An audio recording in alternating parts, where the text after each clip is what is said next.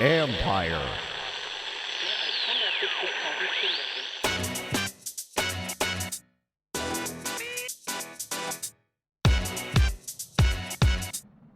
Breaking down the latest chapter in the Antonio Brown saga, taking a look at some of the best and worst debuts in Week 1, and also digesting what exactly we've learned from the first Sunday slate of games. This is the Football Jones Podcast.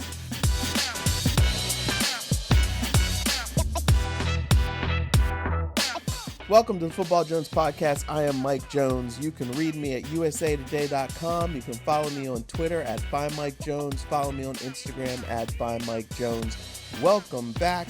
If you're new, thanks for checking me out. The first football Sunday of the regular season has come and gone. And man, I tell you what, there was a lot of fireworks flying. The whole weekend obviously had a lot of action.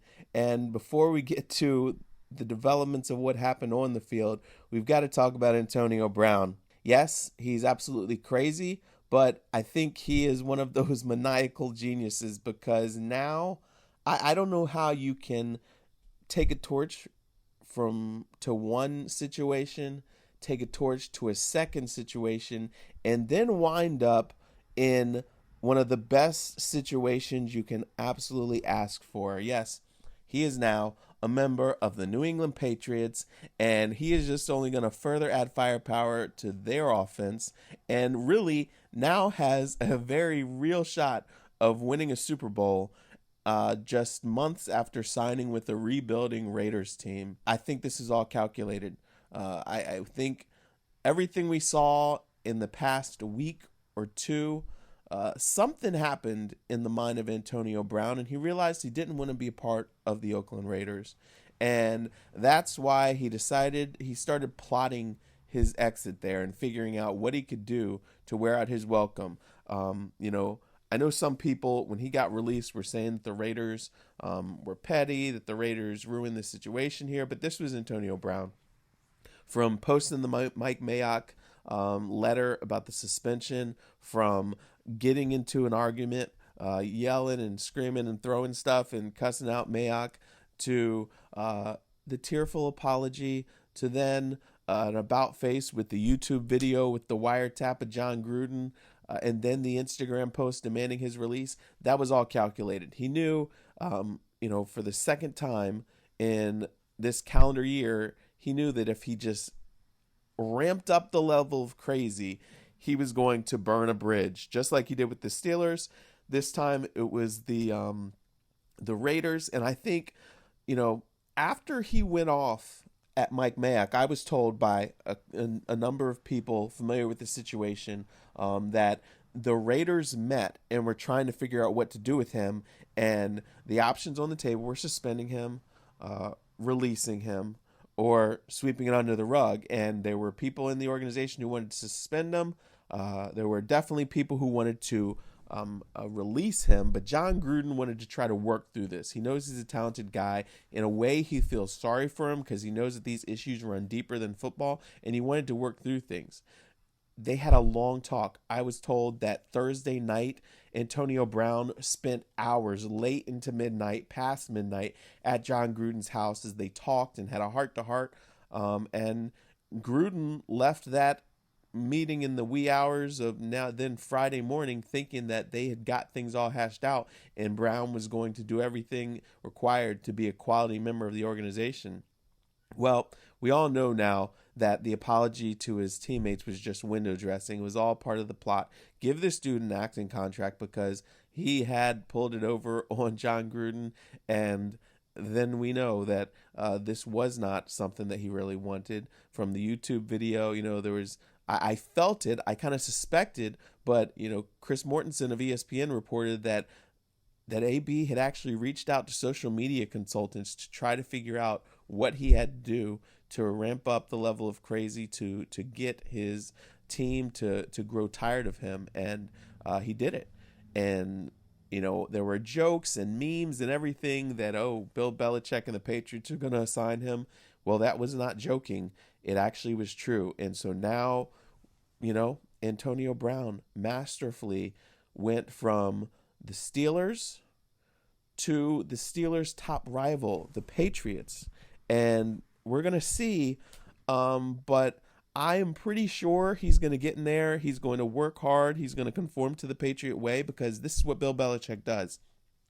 He goes after guys who have had bad endings with their previous teams. He gets them to come buy in. He talks about how he believes in him. He's going to give him a chance. He kind of not preys on the feelings of hurt and frustration and things like that, but he plays on that, and he does, and he gets guys to use that as huge motivation, and they come in there, they work hard, the problems of the past are no more, and guys have a real opportunity to win a Super Bowl. And now Antonio Brown, a guy that the Patriots actually inquired about trading for this offseason before the Steelers shipped him to Oakland, now they have him.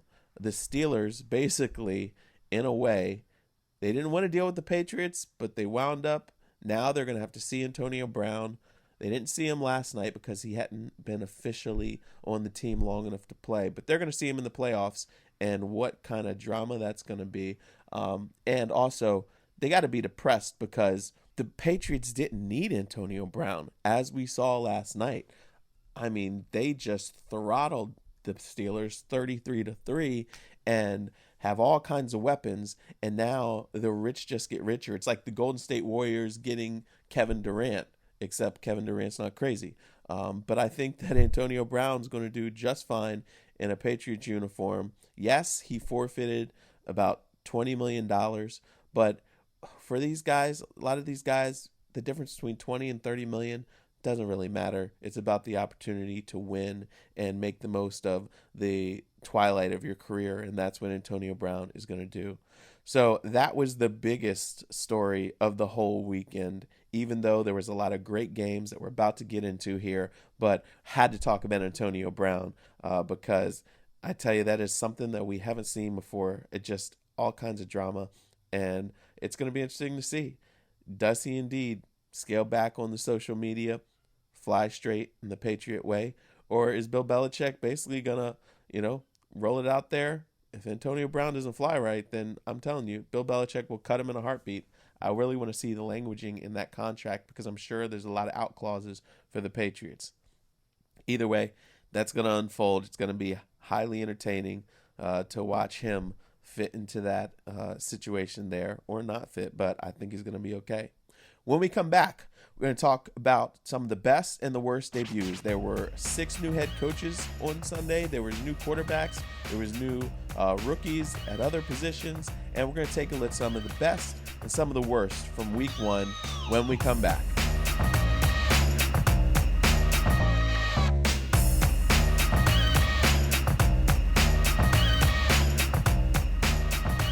All right, so like I said, NFL Week 1, the first Sunday is in the books. There is one game before that on Thursday night where the Green Bay Packers and first-year head coach Matt LaFleur edged the Chicago Bears in a really sloppy game, but that one was behind it, and there were 6 more new head coaches that had their debuts on Sunday, and some of them did pretty well. Some of them did okay. Some of them did pretty bad. Interestingly enough, LaFleur was the only new head coach who won a game on Sunday, or in week 1. Obviously, this is coming out on Monday midday, and Vic Fangio is going to be coaching, so he'll be another first-year head coach. But on Sunday, the bulk of those coaches all got their debuts out of the way, and a lot of them would like to have those games back. But, there were players too. But I think that a lot of eyes were on the Arizona Cardinals because not only did they have a first-year head coach in Cliff Kingsbury, they had a first-year quarterback in Kyler Murray and the top picker of the draft. And we heard all this stuff throughout the offseason, the preseason, about Cliff Kingsbury's offense, the air raid offense, and how he was going to bring it to the NFL. And everybody wanted to see if it was going to work. And I didn't put them in a best or a worst debut. I put them in a mixed results, kind of a lukewarm category, because I tell you what, the way things started out, I felt like this was going to be a disaster because Kyler Murray was running for his life. The protection schemes were awful, and Cliff Kingsbury kept on looking up at the replay board with bewilderment, and it looked like maybe both of these guys were in over their head. Through 3 quarters, Kyler Murray had a passer rating of 28. Can you believe that? 28. They, I think, ventured across midfield just one time. But then, all of a sudden, fourth quarter, things start clicking. We started to see that tempo of the air raid offense, which put so much pressure on defenses. We started to see the Lions, who were up 24-6 entering the fourth quarter, and all of a sudden, Cliff Kingsbury starts dialing up a bunch of short to intermediate passes. Kyler Murray was hitting his spots. He was moving. We saw a lot of poise out of that kid, and amazingly, in the fourth quarter, he went 14 of 17 for 154 yards with 2 touchdowns. Threw a touchdown pass to Larry Fitzgerald and a 2-point conversion to force overtime. They wound up tying 27-27, but still, take your hat off to Kyler Murray for the poise that he displayed as he fought through adversity, put his team in position to win. They actually had a play where one of the Cardinals defensive backs almost picked off Matt Stafford, dropped the ball, and that would have been in field goal range, and that could have put them in position to win that game in overtime. But Kyler Murray, not a bad debut. Obviously, an awful start, and Cliff Kingsbury's got to go to the drawing board and figure out how to help his team get off to a better start. But the way things ended off, not bad at all. So they weren't the best, they weren't the worst. But I think that you saw the signs of optimism there. Their defense wasn't bad at all. They kept them in the game the whole time. Just couldn't quite. The offense just couldn't quite get going soon enough. Best debut of the weekend, though, I would have to say was Ravens rookie wide receiver Marquise Hollywood Brown. Talk about this. How's this for an NFL debut? The first time you touch the ball, you pull down a 47-yard catch and run. It was a shorter catch, but he catch and run, 47-yard catch and run for a touchdown. The first time in your whole NFL career that you touched a ball in a regular season game. Hollywood Brown off to the races. Then the second catch of his career, an 83-yard bomb, catch and run. I'm just amazing. The speed, everybody knew he was fast, and amazingly, it's funny, he is Antonio Brown's cousin, so it runs in the family. Everybody knew he was fast, but we just didn't know exactly that it was going to be on display like that. 4 catches for 147 yards, 2 touchdowns, as the Ravens just thrashed the Dolphins 59-10. Hollywood Brown is a guy that we see here is going to be very special. Speed kills in the NFL. Just ask Deshaun Jackson, who has made a living off of that speed now at 32. A guy who's undersized but really fast. Hollywood Brown is the guy that's going to be a difference maker for that Ravens offense. So he was my best debut.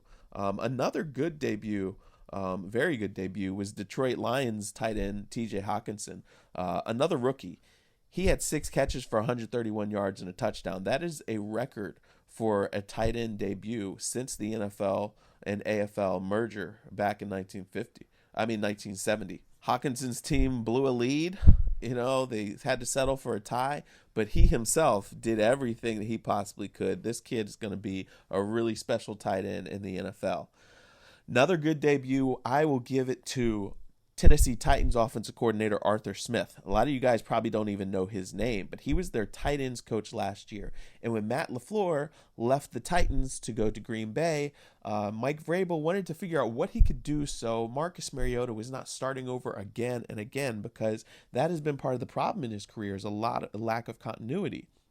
So Smith was a guy who was very instrumental in their third down packages and other things in addition to coaching the tight ends. Well, he has been working with Mariota as the offensive coordinator all offseason, and he called a very good game.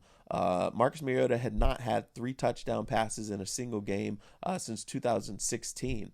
And this is a big year for him. He has got to play well, or else this is the last year of his contract, and the Titans will move on from him. But he had 3 touchdown passes, 248 yards, no interceptions, 133.3 passer rating, and his team torched the Browns 43-13. Nobody saw that coming.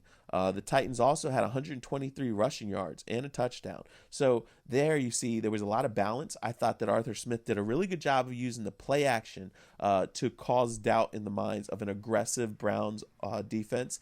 They were frozen a number of times, or they bit too hard on the play action, and guys were open downfield. Marcus Mariota, a guy who very much lacks anticipation skills. He wants to see things wide open before he pulls the trigger. He played faster, and it was a very impactful day for him, thanks to his new offense coordinator. And I mentioned DeSean Jackson.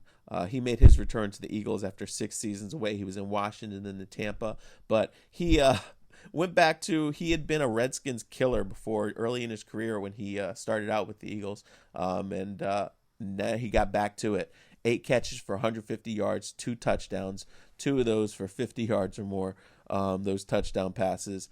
It's just, and he helped his team come back from a 17-0 deficit to win 32-27.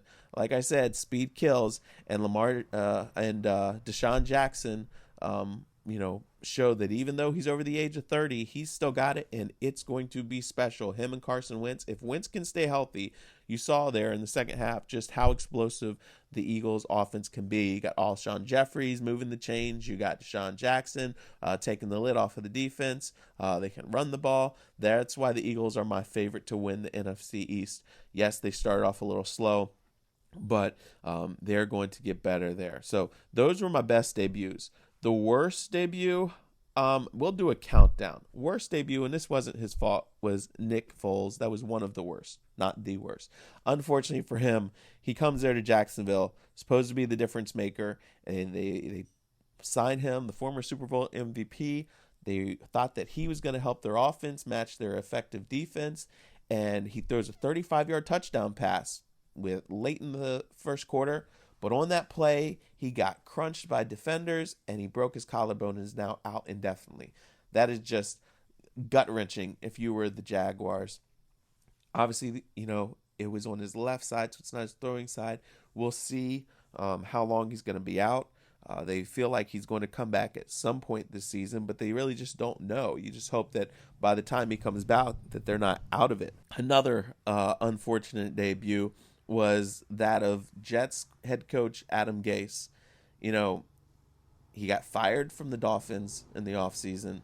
Then he got hired in New York. And I have never been a huge Adam Gase fan. I thought that he had his most success where he made a name for himself in Denver. It was because Peyton Manning was his quarterback. Because I've talked to guys like Vernon Davis, who was a tight end there at the time, who said the coaches had their playbook, and Peyton Manning had his playbook too. And so I have always kind of looked at Adam Gase a little sideways.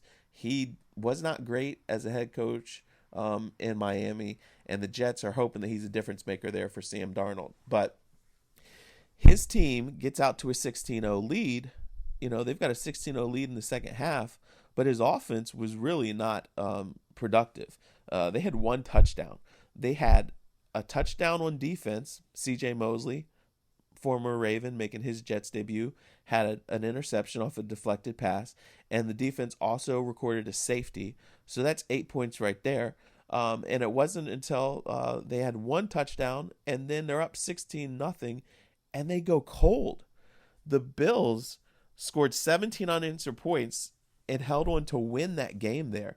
Just when you're supposed to be an offensive coach, and you've got a talented young quarterback in Sam Darnold, and you spent a lot of money on Le'Veon Bell, and you expect more out of that. But Adam Gase couldn't push the right buttons at all on Sunday, and his offense sputtered. They collapsed. Le'Veon Bell, 17 carries for 60 yards, 6 catches for 32 yards and a touchdown. Pretty pedestrian numbers there. There wasn't, Sam Darnold had 28 completions for 175 yards and a touchdown. That's not good, Adam Gase. Not good enough. And so that's why I say that he was one of the worst debuts. The Browns, Freddie Kitchens taking over as the head coach, another very poor debut. You thought that, okay, no team entered the season with more hype than did the Browns with OBJ. Everybody, they won 7 games last year. They kept adding talent. Everybody thought they were going to be a force to be reckoned with. Well, for week 1, they definitely were not. Not only did Freddie Kitchens' offense really play poorly, Baker Mayfield threw 3 interceptions. They were 1 for 10 on third downs. They had a ton of penalty problems. That was bad. But what was also bad was the defense, which was a calling card last year.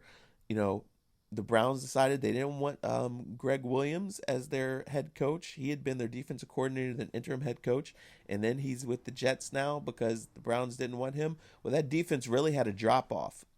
Steve Wilks took over, sharp mind, but Greg Williams, that's one thing I had talked about before. I really wanted to see how the Browns were going to respond without him because he was such a nasty tone setter and really got those guys to play hard, disruptive, aggressive.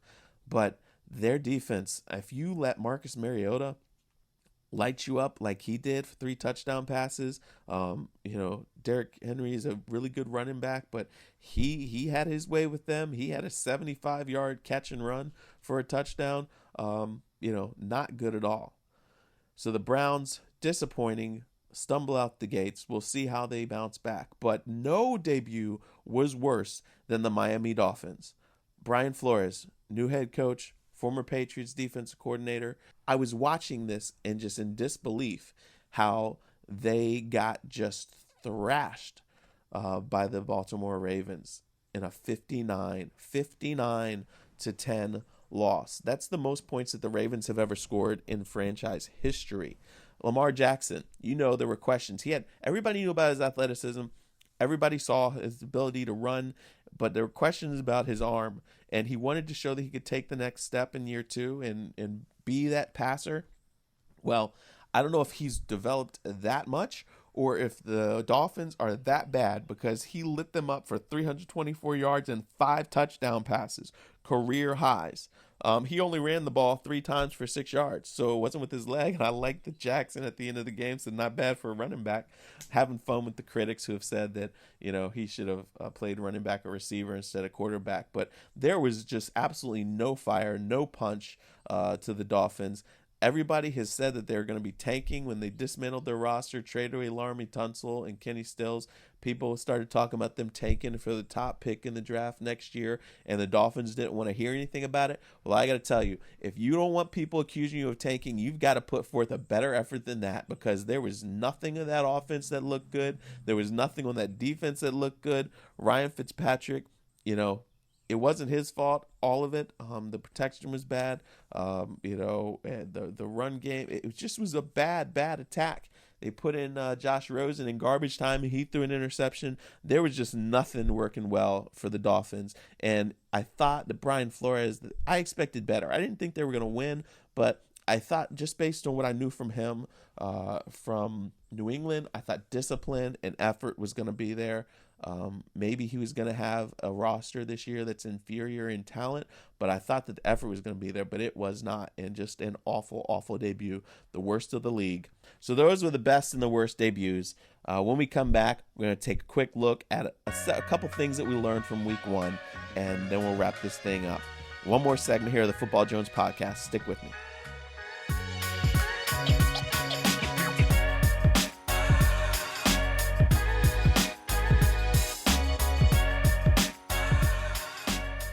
I was monitoring all the new debuts from the head coaches and players and everything. So I was camped out in front of the Red Zone channel and working the phones and trying to learn some things from different people. And then next week I'm going to hit the road. I'll be in Nashville for the Titans and the Colts game. But for week 1, we learned a couple things, and it's going to be interesting to see how things continue to play out. But I think our number one lesson is that, the Patriots are the Patriots. This one here, newsflash, right? We knew they were going to be good, but we didn't know that they were going to be this good. But I think more importantly, what I took from that game is I didn't know that the Steelers were going to struggle that much without Antonio Brown on their offense. Juju Smith-Schuster, really talented young wide receiver, but it's a lot harder when you are the number one guy and you don't have the defense paying attention to a guy like Antonio Brown. The Steelers, they've got to figure some things out very quickly, because if they want to have a chance to see the Patriots again in the postseason, they've got to get their offense dialed up. Because look, the Ravens, maybe the Ravens aren't quite as good as what we saw on Sunday. Maybe the Dolphins are just that bad, but the Ravens are there. The Ravens have a very good defense. They have a very good offense. Hollywood Brown's going to be scary, but the Steelers, just really, really poor debut for them to open the season. Ben Roethlisberger, he didn't have his worst game. 27 for 47, 276, and an interception. But James Conner, only 10 carries for 21 yards, because they were in the hole, having to play catch up as the Patriots. They just ran the ball, they passed the ball, they did whatever they wanted, and I thought that the Steelers were going to be more impactful than that. And now to think that they're going to have to, see the Antonio Brown on the Patriots roster is just going to be more painful.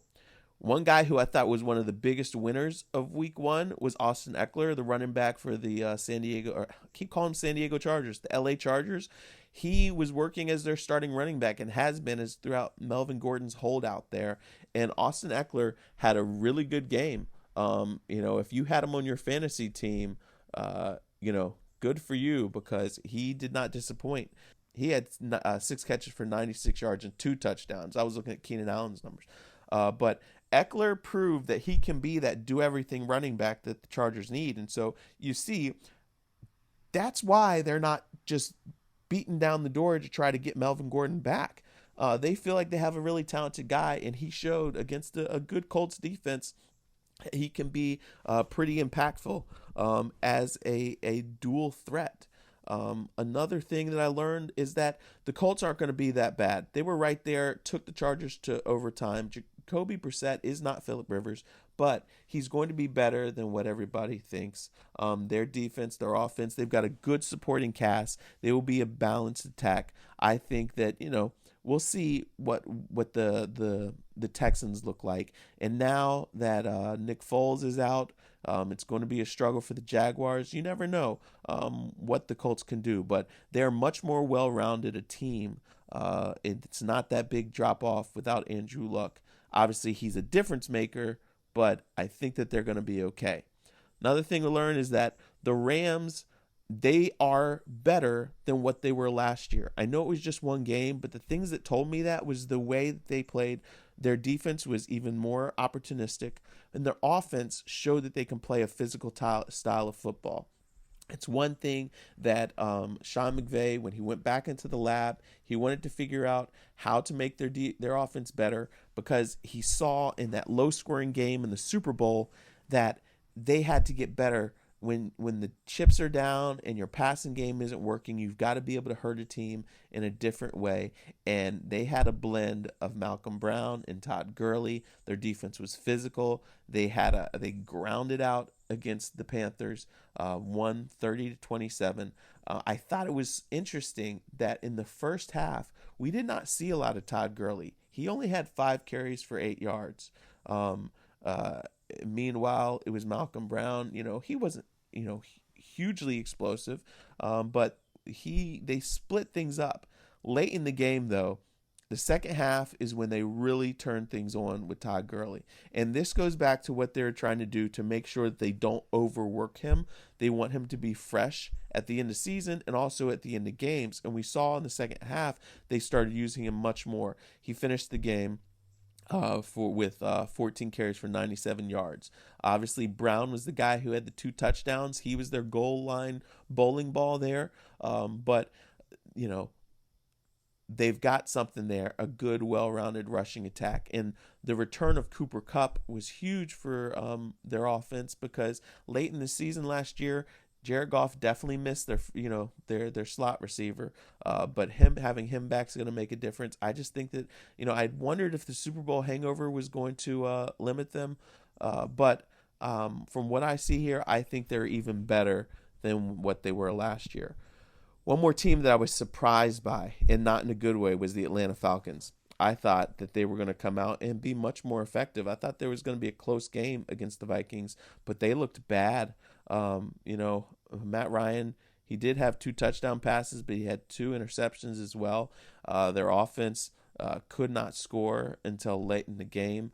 Devontae Freeman made his return, but he only had 19 yards on 8 carries. It just was not a good effort from them. Their offense has got to be better than that. They've got the firepower to be better. They've got the franchise quarterback, but we just saw that they were pretty much just kind of listless in week 1. They're in a very tough division with the Panthers and the Saints. The Bucks, they didn't have the greatest debuts. Jameis Winston was Jameis Winston. Big time plays, but then 3 interceptions and 1 to lose the game. So the Falcons have really got to get things going in a hurry here. Figure out, 12 points, not enough, obviously. They had the yards, but they could not convert on third downs. 2 for 8. Penalties killed them. It was just a bad effort. So I was surprised by them. I thought it was going to be better. Now that was week 1. We'll see what happens here. What do these things carry over? But you can already see signs, just like with the Vikings. You can tell the difference now that they have Gary Kubiak. They have a much more balanced attack. They believe in building with the run game. Kirk Cousins only had 98 passing yards and a touchdown, 8 for 10. But Dalvin Cook, 111 rushing yards and 2 touchdowns.